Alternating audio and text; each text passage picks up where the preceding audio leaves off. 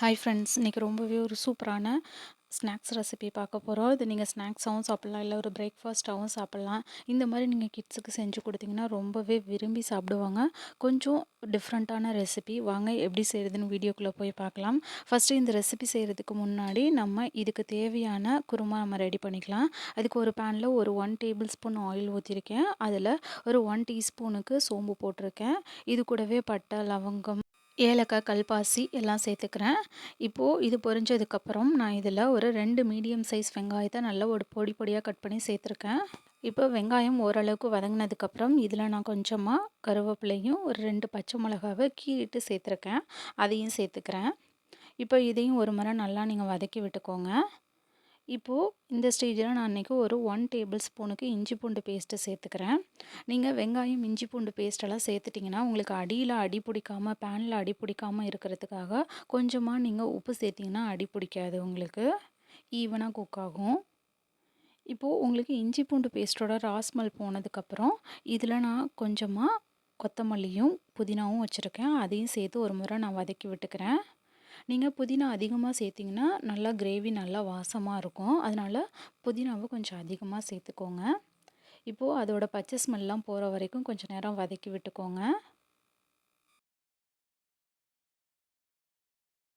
இப்போ புதினா, கொத்தமல்லி எல்லாம் நல்லா வதங்கினதுக்கப்புறம் இங்கே ஒரு மீடியம் சைஸ் தக்காளியை நல்லா பொடி பொடியாக கட் பண்ணி வச்சுருக்கேன். அதையும் சேர்த்துக்கிறேன். நீங்கள் தக்காளியை இந்த மாதிரி பொடி பொடியாக கட் பண்ணி சேர்த்தாலும் சரி, இல்லைனாக்கா தக்காளியை நல்லா ஒரு ஃபைன் பேஸ்ட்டாக அரைச்சிட்டு சேர்த்தாலும் சரி, நீங்கள் எப்படி வேணாலும் சேர்த்துக்கோங்க. நம்ம இதை குக்கரில் வச்சு வேக தான் வைக்க போகிறோம். அதனால் எப்படி வேணாலும் சேர்த்துக்கோங்க. இப்போது இந்த ஸ்டேஜில் நான் அன்றைக்கி ஒரு அரை டீஸ்பூனுக்கு மஞ்சத்தூள், உங்களுக்கு தேவையான அளவு காரம் போட்டுக்கோங்க. ஒரு அரை டீஸ்பூனுக்கு கரம் மசாலா சேர்த்துக்கிறேன். இப்போ இதெல்லாம் சேர்த்துட்டு ஒரு முறை நல்லா நீங்கள் வதக்கி விட்டுக்கோங்க. இப்போ பார்த்தீங்கன்னா உங்களுக்கு மசாலா கொஞ்சம் ட்ரை ஆன மாதிரி இருக்கும். அதனால் நீங்கள் கொஞ்சமாக தண்ணி ஊற்றி அதை ஒரு நிமிஷத்துக்கு வேக விடுங்க. இப்போ நான் ஆல்ரெடி இங்கே ஒரு 1 கப்புக்கு பச்சை பட்டாணியை நான் நல்லா ஓவர் நைட் சோக் பண்ணி தண்ணியில் சோக் பண்ணி ஊற வச்சுருந்தேன்.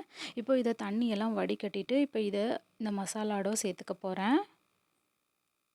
நீங்கள் பச்சை பட்டாணி சேர்த்ததுக்கப்புறம் உப்பு உங்களுக்கு கன்சிஸ்டன்சி செக் பண்ணிக்கோங்க. உங்களுக்கு தேவையான அளவு நீங்கள் போட்டுக்கோங்க.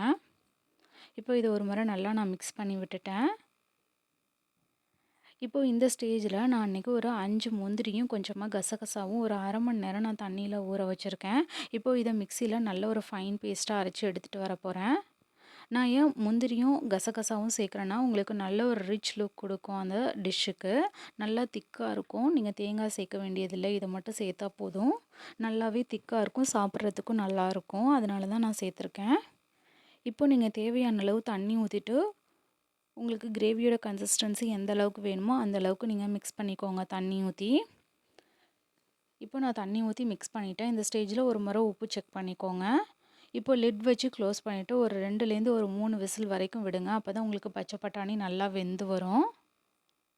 இப்போ எனக்கு நல்லாவே வெந்துருச்சு. எனக்கு கேஸும் ரிலீஸ் ஆகிடுச்சு.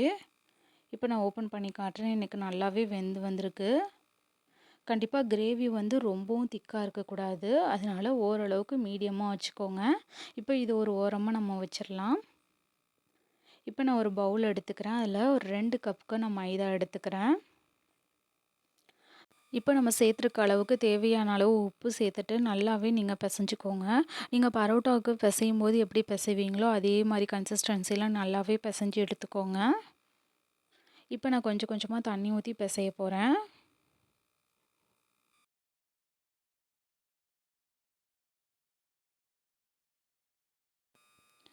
இப்போது நான் நல்லாவே பிசைஞ்சு எடுத்துகிட்டு வந்துட்டேன். இப்போ இது மேலே கொஞ்சமாக ஆயில் ஊற்றி ஒரு 10லேருந்து 15 நிமிஷம் நம்ம ஊற விடலாம். நீங்கள் ஊற விடணும்னு அவசியம் இல்லை, அப்படியே வேணாலும் செய்யலாம். நான் ஒரு 10 நிமிஷத்துக்கு ஊற விட போகிறேன். இப்போ இதை ஒரு லிட் வச்சு க்ளோஸ் பண்ணி நம்ம ஒரு ஓரமாக வச்சிடலாம். எனக்கு இப்போ ஒரு 10 நிமிஷம் போல் ஆகிடுச்சு. இப்போ நான் உங்களுக்கு ஓப்பன் பண்ணி காட்டுறேன். எனக்கு மேல் மாவு நல்லா காயாமல் இருக்குது. மேலே எண்ணெய் அப்ளை பண்ணியிருக்கிறதுனால மேல் மாவு காயாமல் இருக்குது. நல்லா ஃப்ளெக்சிபிளாகவும் நல்லா ஃப்ளஃபியாகவுமே இருக்குது. இப்போ இதுலேருந்து ஒரு துண்டு மாவு எடுத்து நீங்கள் பரோட்டாவுக்கு தேய்க்கும் போது பரோட்டா இல்லை சப்பாத்திக்கு எப்படி தேய்ப்பீங்களோ அதே மாதிரியே நல்லா தேய்ச்சி விட்டுக்கோங்க. இதை நம்ம இன்றைக்கி பணியார கல்லில் போட்டு தான் எடுக்க போகிறோம். அதனால் இந்த மாதிரி நீங்கள் கத்தியை வச்சு நல்லா கிழிச்சு விட்டுக்கோங்க.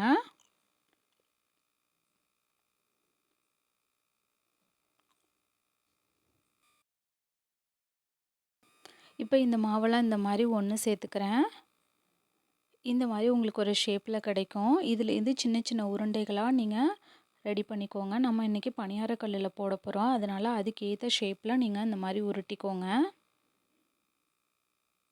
நான் இன்றைக்கி சின்ன சின்ன உருண்டைகளாக எடுத்துக்கிறேன். இப்போது இதே மாதிரி நான் எல்லாத்தையுமே ரெடி பண்ணி எடுத்துகிட்டு வந்துடுறேன்.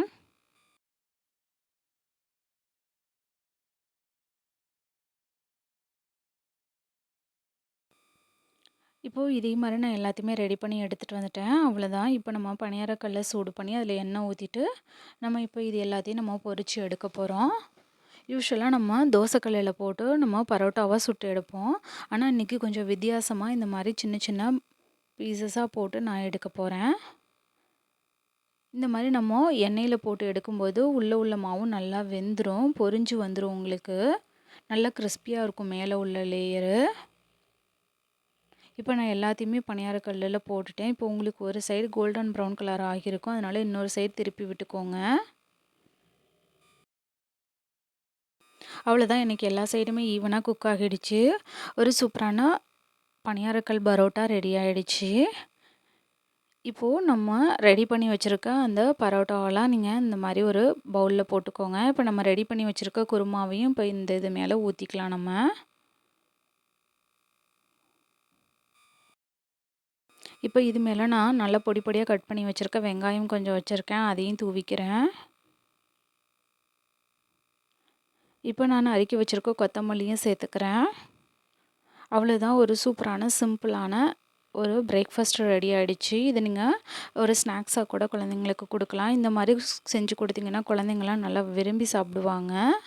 ரொம்பவே நல்லாயிருக்கும். இந்த மாதிரி நீங்கள் குருமாலாம் ஊற்றிட்டு ஒரு 10 நிமிஷம் ஊற விட்டுட்டு கொடுத்தீங்கன்னாக்கா நீங்கள் வயசானவங்களுக்கும் கொடுக்கலாம். உங்களுக்கு இந்த மாதிரி நீங்கள் ஊற வச்சு கொடுக்கும் பொழுது நல்லாவே ஊறி வந்துடும். கிட்ஸ் எல்லாம் நல்லா விரும்பி சாப்பிடுவாங்க. தேங்க்ஸ் ஃபார் வாட்சிங். DD shine recipes and tips சேனலை லைக் பண்ணுங்கள், ஷேர் பண்ணுங்கள், சப்ஸ்கிரைப் பண்ணுங்கள். உங்களுக்கு இந்த ரெசிபி பிடிச்சிருந்துச்சுன்னா உங்கள் ஃப்ரெண்ட்ஸ் அண்ட் ஃபேமிலிஸ் கூட ஷேர் பண்ணுங்கள்.